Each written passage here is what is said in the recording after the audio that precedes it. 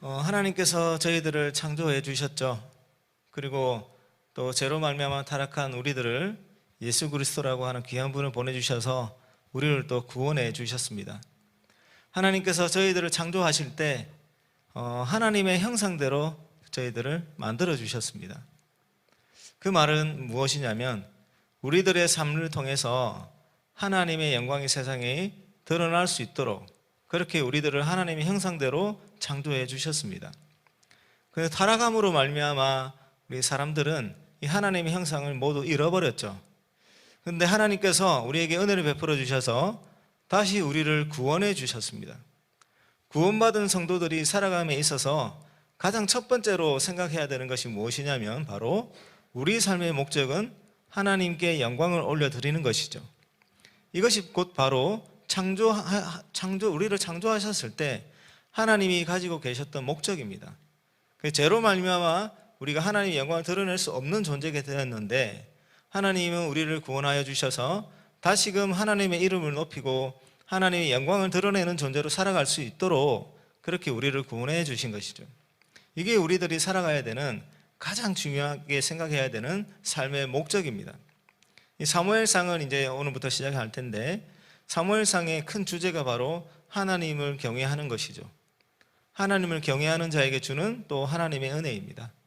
그래서 사무엘상을 통해서 우리가 하나님을 경외하는 것은 또 무엇인가, 그리고 우리가 하나님을 경외할 때 하나님께서 우리에게 주신 은혜는 또 무엇인가, 이렇게 각 장을 통해서 은혜 받으시길 바랍니다. 사무엘상 1장과 2장 한 중반까지는 사무엘상 전체의 주제를 좀 담고 있는 서론이라고 보시면 되는데 오늘 19절에서 28절까지 말씀이 좀 중요한 내용이 있어서 오늘 새벽에 전하도록 하겠습니다. 여러분 이 19절을 한번 보십시오. 19절을 보시면 그들이 아침에 일찍이 일어나 여호와 앞에 경배하고 돌아가 라마의 자기 집에 이르니라. 엘가나가 그의 아내 한나와 동침하며 여호와께서 그를 생각하신지라 이렇게 말씀하고 있습니다. 시작할 때 여호와 앞에 경배하고 라고 하는 구절이 있죠. 그리고 마지막 28절을 한번 보십시오. 그러므로 나도 그를 여호와께 드리되 그의 평생을 여호와께 드리나이다 하고 그가 거기서 여호와께 경배하니라. 이렇게 이 문단은 여호와께 경배하니라라는 말로 시작해서 여호와께 경배하니라라고 하는 말로 끝이 납니다. 이 한나와 엘가나가 구체적으로 이 당시에 이 시점에 어떤 행동과 어떤 의식으로 하나님께 경배를 드렸는지 자세하게 나와 있지는 않습니다. 그런데 중요한 것은 이 19절과 28절 사이에 있는 내용에서 한나가 가지고 있는 그 하나님을 향한 태도, 그 태도를 가만히 보면 무엇이 어떻게 하는 것이 여호와께 경배하는 것인가라고 하는 가장 중요한 태도 두 가지가 드러나고 있어요. 첫 번째가 뭐냐면 한나는 원래는 아이가 없는 여인이었죠. 아이를 낳지 못하는 여인이었어요. 그래서 그 남편 엘가나가 있는데 엘가나에게 두 번째 부인이 있었죠. 브닌나라고 하는 두 번째 부인이 있었는데 이 브닌나라고 하는 여자가 아이를 낳은 거예요. 그래서 사실은 남편의 사랑을 많이 받은 사람은 한나이지만 한나에게는 아이가 없으니까 브닌나가 계속 시달렸던 것이죠. 브린나가 이 한나를 계속 괴롭혔던 거예요. 이 아이가 없는 그 현상을 가지고. 그래서 한나에게는 이 아이가 없는 것이 한이었고, 그래서 그 제사장 엘리가 있는 곳에 가서 기도를 했죠. 하나님께 간절히 기도하다가 이제 하나님의 은혜로 말미암아 아이를 잉태하게 되었습니다. 잉태하고 나서 한나가 아이를 낳게 되었는데 이 아이의 이름을 무엇이라고 지었냐면 사무엘이라고 지었습니다. 사무엘이라고 지은 이유가 있죠. 하나님께 자기가 구했고 하나님께서 그래서 그 아이를 허락하셨다라고 하는 의미를 담아서 귀한 첫 번째 아이의 이름을 사무엘이라고 지었습니다. 그래서 하나님께 경배하는 자의 첫 번째 특징은 뭐냐면 내가 가진 것은 누가 준 것이냐면 하나님께서 주셨다라고 하는 것을 인정하는 것입니다. 이게 하나님을 경배하는 자의 첫 번째 태도입니다. 얼마나 귀한 아들입니까? 짓고 싶은 이름이 얼마나 많았겠습니까? 그런데 한나에게 있어서 이 아이를 출산함에 있어서 가장 많이 떠올랐던 분은 하나님이시죠. 그래서 어렵게 낳은 이 아들 하나님이 주셨던 은혜를 잊어버릴 수가 없는 거예요. 그래서 이 아이의 이름을 하나님께서 주셨다라고 하는 그 뜻을 담아서 사무엘이라고 지었습니다. 아이의 이름을 부를 때마다 이 아이를 위해서 간절히 기도했던 옛날 생각이 날 겁니다. 이 아이의 이름을 부를 때마다 아이를 낳을 수 없는 자신에게, 그래서 어떻게 이제 잘못하면 평생을 사람들에게 손가락질 당할 수도 있고 스스로 하나님께 버림받았다고 생각할 수 있는 그런 삶을 살아가야 하는 자기에게 하나님께서 은혜를 베푸셔서 아이를 주셨다라고 하는 은혜를 항상 간직할 수 있는 것이죠. 이렇게 한나는 어렵게 얻은 이 귀한 아들을 하나님께서 주셨다라고 하는 사실을 잊어버리지 않고 그것을 인정하는 태도로 아이의 이름을 사무엘이다라고 지었습니다. 여러분, 우리가 가지고 있는 생명 누가 주신 것이죠? 하나님께서 주신 거예요. 하나님께서. 우리가 지금 누리고 있는 이 모든 것들 누가 주셨습니까? 하나님께서 주셨습니다. 이게 우리가 하나님을 경배하는 첫 번째 태도인 거예요. 지금 내가 누리고 있는 거, 그리고 내가 가치 있다고 생각하는 거, 지금 내가 살아있으니까 나의 이 생명까지도 하나님께서 모든 것들을 주신 것이죠. 이것을 인정하는 게 바로 하나님을 경배하는 자가 가지는 가장 중요한 태도입니다. 사랑하는 성도 여러분, 지금 내가 가지고 있는 모든 것들 하나님이 주셨다라고 하는 사실 잊지 마시고 하나님이 주신 그 은혜 안에 거하며 하나님이 주시는 기쁨과 평강 가운데 그렇게 하루하루 살아가시길 주의 이름으로 축원합니다. 두 번째 태도는 이제 그 후반부에 있는데요. 그래서 이 엘가나와 한나 이 가정은 매년 하나님께 올라가서 이 제사를 이제 드렸습니다. 이 의식을 빠지지 않고 하나님께 잘 지켰던 것 같아요.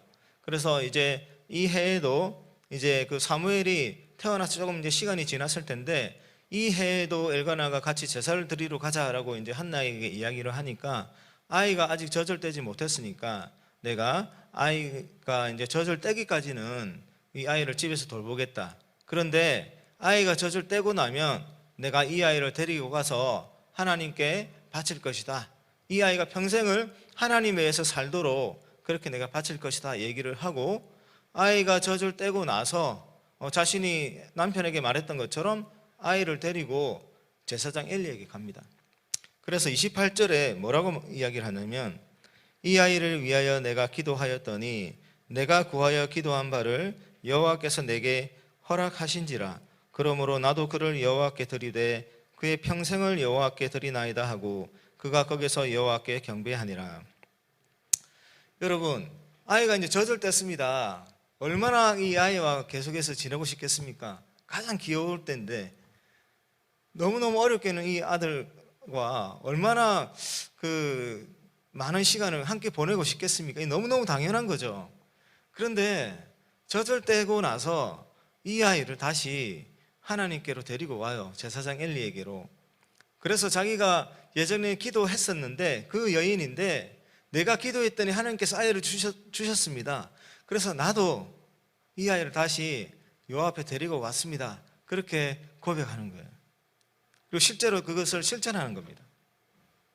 이것이 보통 쉬운 일이 아니에요. 여러분, 아브라함 이야기 잘 아시죠? 아브라함 25년 동안 기다려 첫 번째 아들 그 약속의 아들을 얻었지 않습니까? 그 아들을 12년 동안인가 키우고 12년 이상 키웠을 거예요. 소년이 되었을 때 그 아이를 다 하나님께 바치지 않습니까? 그 번제로 바치잖아요. 그때는 번제로.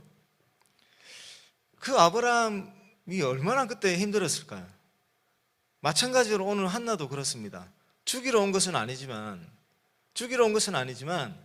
하나님께서 주신 아이가 맞지만 그것을 다시금 자기하고 떨어져서 지내고 하나님께 바치면서 평생을 떨어져서 살아야 하는 인생으로 가야 하는데 그 아이를 다시금 바친다는 것이 보통 어려운 일이 아닙니다.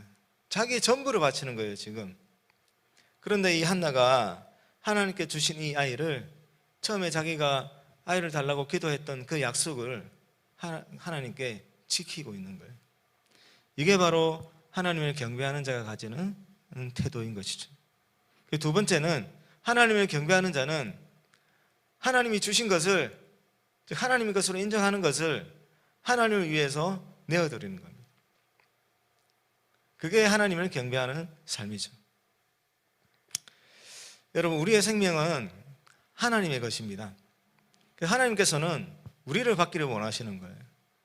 우리가 가지고 있는 어떤 물질을 받기를 원하시는 것이 아니라, 우리가 가지고 있는 어떤 재능을 받기를 원하시는 것이 아니라, 나라고 하는 한 사람의 전부를 받고 싶어 하십니다. 그런데 그것을 우리가 바친다고 해서 다른 인신 제사를 드리는 그런 종교처럼 내 자신을 죽이는 것이 아니라, 내 전체의 삶이 하나님을 위해서 살아가는 것, 그것을 하나님께서 바라는 것이죠. 그래서 놀라운, 이건 생각하면 생각할수록 놀라운 일인데, 우리가 대관절은 무엇이길래 하나님께서 하나님의 형상대로 우리를 지으셔가지고 우리의 이 삶을 통해서 하나님의 영광의 세상에 드러날 수 있도록 그렇게 우리를 지으셨을까요? 이게 하나님이 우리를 창조하신 목적인데, 이게 바로 우리가 살아가야 하는 가장 중요한 목적이기도 합니다. 그게 하나님을 경배하는 자의 삶의 가장 중요한 태도이기도 합니다. 그래서 우리의 삶을 하나님께 다 드린다는 것은 하나님이 우리를 창조하신 목적대로 살아가는 것이고, 하나님이 우리를 구원하신 목적대로 살아가는 것이죠. 예수 그리스도를 통해서 우리를 구원하신 가장 중요한 목적 중에 하나는 바로 우리가 예수 그리스도 이름을 전하면서 하나님의 영광을 온 세상에 전파하는 것입니다. 그게 하나님이 우리를 구원하신 목적이고, 그렇게 살아가는 것이 하나님을 경배하며 살아가는 가장 중요한 태도입니다. 하나님은 온 우주 만물을 창조하시고 사람들을 창조하셔서 하나님이 가장 원하시는 것은 온 우주 만물에 살아가는 하나님, 그의 백성들이 진정으로 여호와 하나님께서 만왕의 왕이시고 만주해 주시고 나의 하나님이다 라고 하는 사실을 인정하며 살아가는 것, 그것을 하나님께서는 원하십니다. 모든 백성들이 하나님을 사랑하며 살아가는 것, 그게 하나님의 목적입니다. 제가 하나님을 사랑합니다 라고 하는 그 한마디를 듣기 위해서 하나님은 온 우주 만물을 운행하십니다. 어떤 행성 하나를 얻기 위해서 하나님이 우리에게 역사하시는 것이 아니라, 우리로부터 제가 하나님을 사랑합니다, 하나님이 나의 아버지십니다, 그 한마디를 듣기 위해서 우주 만물을 운행하십니다. 그리고 우리 한 사람에게 다가오신 것이죠. 너무너무 놀라운 은혜입니다. 사랑하는 성도 여러분, 우리가 지금 눈 뜨고 있는 것 하나님께 주신 것이고, 호흡하고 있는 것 하나님께서 주시고, 우리가 말하고 생활하고 하는 모든 것들 하나님께서 주셨죠. 우리의 생명을 하나님께서 주셨습니다. 그래서 우리의 생명은 하나님의 것입니다. 그렇기 때문에 이것을 하나님께 올려드리는 것이 우리가 살아가야 하는 가장 중요한 삶의 목적이죠. 그리고 하나님께 우리를 바치는 데 있어서 여러 가지 행동의 특징들이 있지만, 가장 중요한 것은 예수 그리스도라고 하는 귀한 이름을 전파해서 하나님을 모르는 백성들이 다시 하나님이 유일한 신이심을 깨닫게 하고, 그들이 하나님을 아버지라고 부르게 하고 하나님의 나라를 꿈꾸게 하고, 그래서 하나님의 이름을 높이는 자로 살아가게 하는 것, 그것이 우리가 하나님을 경배하는 자로 살아가는 것이죠. 말씀을 정리하겠습니다. 하나님이 우리를 창조하시고 구원하신 목적은 우리로 하여금 하나님의 영광을 드러내기 위해서입니다. 그리고 하나님을 경배하는 자는 중요한 두 가지 태도가 있는데, 내가 가지고 있는 모든 것들 하나님이 주신 것임을 분명히 기억하는 것이죠. 두 번째는, 그리고 나라고 하는 이 생명 자체를 하나님께 내어드리는 것이 하나님을 경배하는 자의 삶이죠. 그것을 위해서 가장 중요한 것은 예수 그리스도를 전파하는 것입니다. 사랑하는 성도 여러분, 모든 분들께서 나의 생명 하나님께 주신 것임을 인정하고 기억하면서 예수 그리스도 전파하는 힘써서 하나님을 영광을 드러내고 하나님을 온전히 경배하는 자로 살아가서 하나님이 주시는 그 놀라운 은혜들을 충만히 누리기를 주의 이름으로 축복합니다.